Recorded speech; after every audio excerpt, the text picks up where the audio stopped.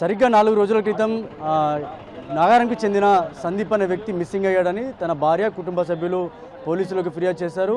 కానీ పోలీసులు కేసును ఛేదించారు. ఇందల్వాయి అటవీ ప్రాంతంలో ఆ వ్యక్తిని సందీప్ అనే వ్యక్తిని అతి దారుణంగా కాల్చి చంపారు దుండగులు. దీనిపై ఇప్పటికే పోలీసులు మీడియా సమావేశం ఏర్పాటు చేశారు. దాని తర్వాత ఒకటే నిందితుడు అని చెప్పి కూడా బయటకు తేవడం జరిగింది. కానీ కుటుంబ సభ్యులు మాత్రం ఈ విషయంలో పూర్తిగా అనుమానిస్తున్నారు. ఒక్కడు కాదు, ఇంకా చంపిన వాళ్ళలో ఇంకా చాలామంది ఉన్నారు. ముఖ్యంగా చంపిన వ్యక్తి ఎవరైతే ఉన్నారో తను చనిపోయిన వ్యక్తికి స్నేహితుడిగా ఉన్నాడు, స్నేహితుడినే మట్టు పెట్టాడని చెప్పి ఇప్పటివరకు పోలీసులు అయితే చెప్తున్నారు. అసలు వాస్తవాలు ఏం జరిగిందనే ప్రాంతం ఒకసారి మనం సంఘటన ఇదైతే నాగారం ప్రాంతంలో ఉన్నాం, వాళ్ళ కుటుంబం వద్ద ఉన్నాం. ఒకసారి మాట్లాడించే ప్రయత్నం. వాళ్ళ అమ్మ ఉంది. ఏం జరిగిందమ్మా, ఎప్పుడు చూసారు లాస్ట్కి, మీతో ఎప్పుడు మాట్లాడారు? నేను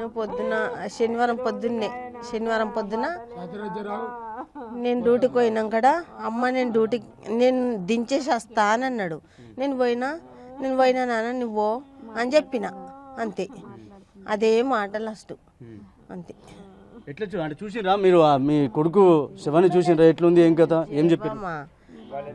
నేను వెళ్ళలే వీళ్ళు వెళ్ళిండ్రు, నేను వెళ్ళలే.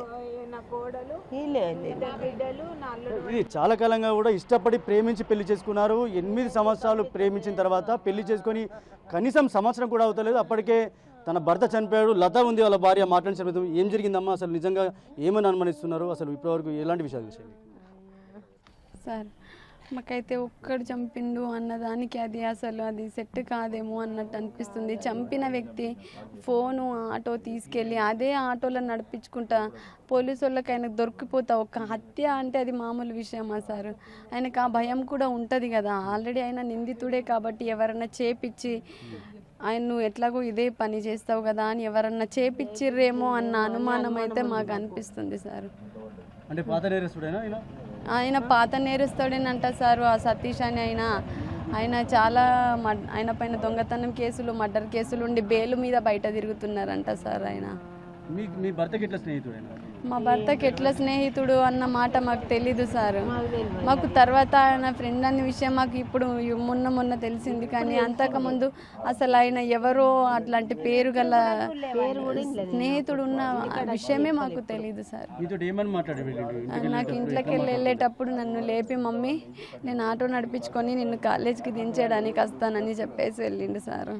మళ్ళీ 8 గంటలకు నేను వెళ్ళేటప్పుడు ఇంకా రాకపోయాని ఆటో నడిపించుకుంటుండు కావచ్చు అని నేను ఒక్కదాన్ని వెళ్ళిపోయినా.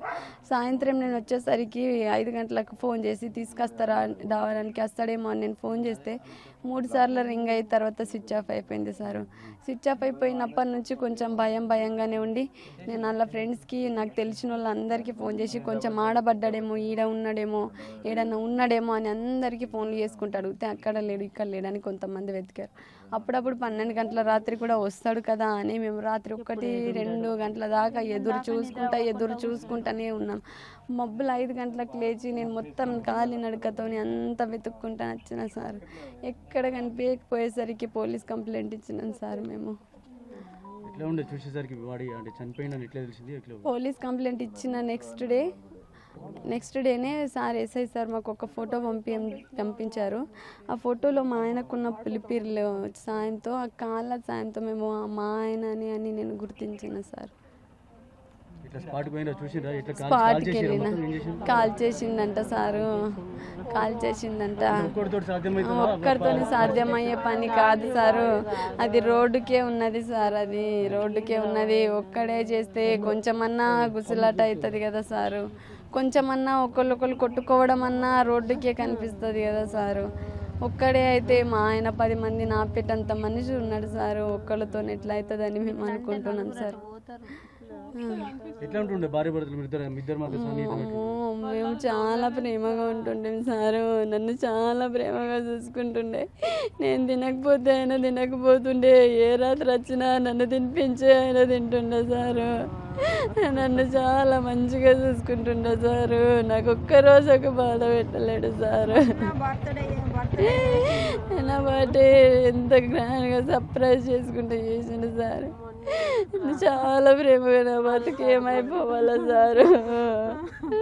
నేను ఎట్లా బతకాలా? అక్క ఉన్నది, ఒకసారి మాట్లాడించే ప్రయత్నం. ఎట్లా ఉండే మీ తమ్ముడు మీతో సాన్నిహితం ఎట్లా ఉంటుండే, అసలు ఆయన బిహేవియర్ ఎట్లా ఉంటుండే, ఎట్లా బయట ఫ్రెండ్స్ ఎవరైనా ఉండేనా, ఎట్లా అనిపిస్తుంది? చాలా మంచోడు సార్ మా తమ్ముడు. ఎవరిని ఒక్కోళ్ళని అట్లా వేరే వాళ్ళని అనకపోతుండే. మామ అక్క అని పేరు పిలుస్తుండే సార్, వరుసలు పెట్టే పిలుస్తుండే. నా తమ్ముడు లేని మేము ఎట్లుండాలో మాకు అర్థమవుతలేదు సార్. మా తమ్ముడు మమ్మల్ని అది మొత్తం ఘోరంగా చంపేసిర్రు సార్. వాళ్ళకు మాత్రం కఠినమైన శిక్ష వేయాలి సార్ వాడికి మాత్రం. ఏం డిమాండ్ చేస్తున్నారు రాష్ట్ర చెప్పండి? వాడికి శిక్ష పడాలి.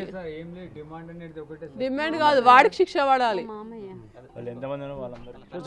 వాళ్ళకి సంబంధించిన వాళ్ళ కుటుంబ సభ్యులు ఉన్నారు. ఏం చెప్తావు అంటే నిజంగా ఏం జరిగింది? నిజం చెప్తున్నా అంటే ఏంటంటే వాడికి ఎట్లయితే చంపేసిర్రో అదే విధంగా వాళ్ళు ఎవడన్నా కానీ అదే విధంగా చంపేయమని చెప్పి పోలీసు వాళ్ళకి ఒకటే కోస్తున్నాం. అంతకంటే ఎవరికి ఏం లేదు. సేమ్ అంతే, సేమ్ అదే. వాడికి ఎట్లా కాళ్ళ కొట్టేసి చంపేసారు ఆనా కొడుకులు ఎవడన్నా దొరకని వాళ్ళు కూడా అదే శిక్ష పడాలి అంతే, అంతకంటే ఏం లేదు.